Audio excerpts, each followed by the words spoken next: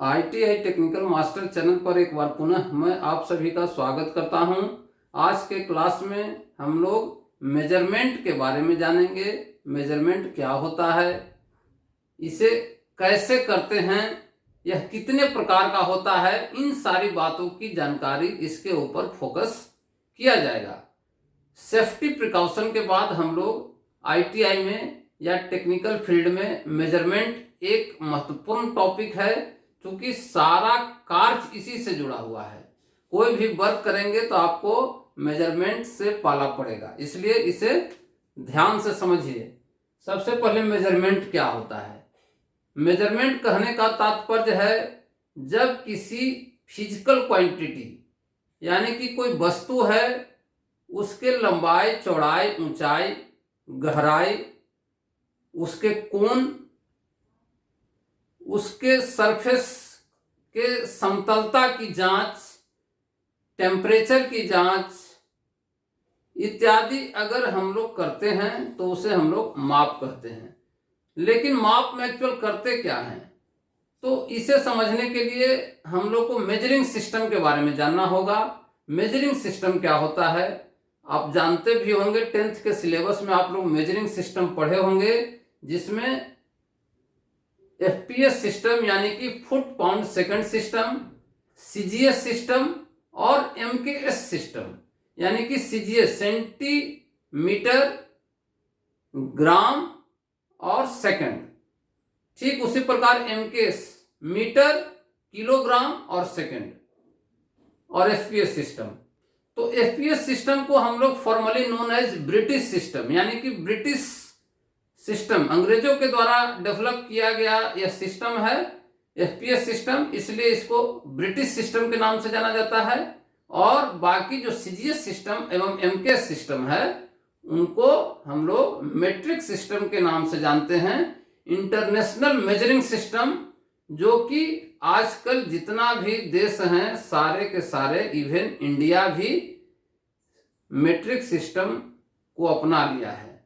ठीक है, तो जो भी स्थापित मेजरिंग सिस्टम है उसके यूनिट में कन्वर्ट करना ही माप कहलाता है। किसी भी फिजिकल क्वांटिटी के पैरामीटर्स को किसी भी स्थापित मेजरिंग सिस्टम के यूनिट में बदलना ही मेजरमेंट कहलाता है।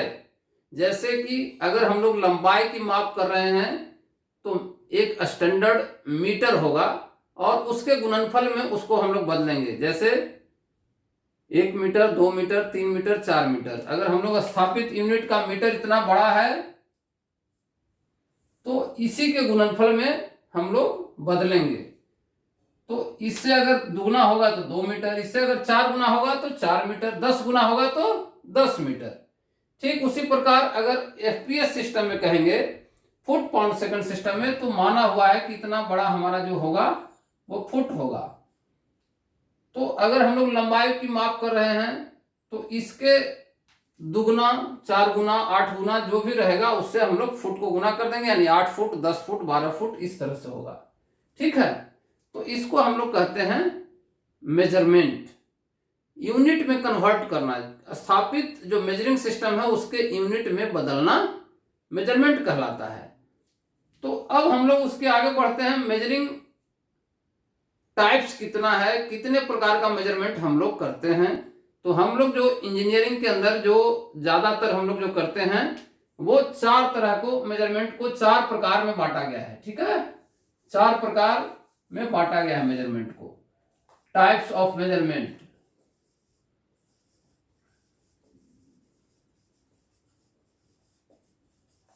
कौन कौन सा प्रकार में बांटा गया है। Linear measurement, linear measurement,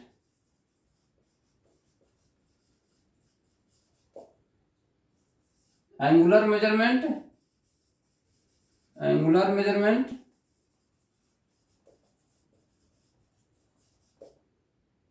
radial measurement, radial measurement, और चौथा है, इसको हम लोग कहते हैं plane surface, plane surface measurement. Linear measurement यानी कि हिंदी में कहेंगे तो रेखीय माप। अगर किसी ऑब्जेक्ट के लंबाई चौड़ाई को सीधी रेखा में मापा जाता हो, जैसे ये लंबा ऑब्जेक्ट है तो यहां से यहां तक अगर दूरी मापी जाएगी सीधी रेखा में, एक एक्सिस में मापा जाएगा, तो इसको हम लोग कहते हैं लीनियर मेजरमेंट। जैसे कि स्टील रूल इत्यादि से जो माप लेंगे, स्टील रूल से लेंगे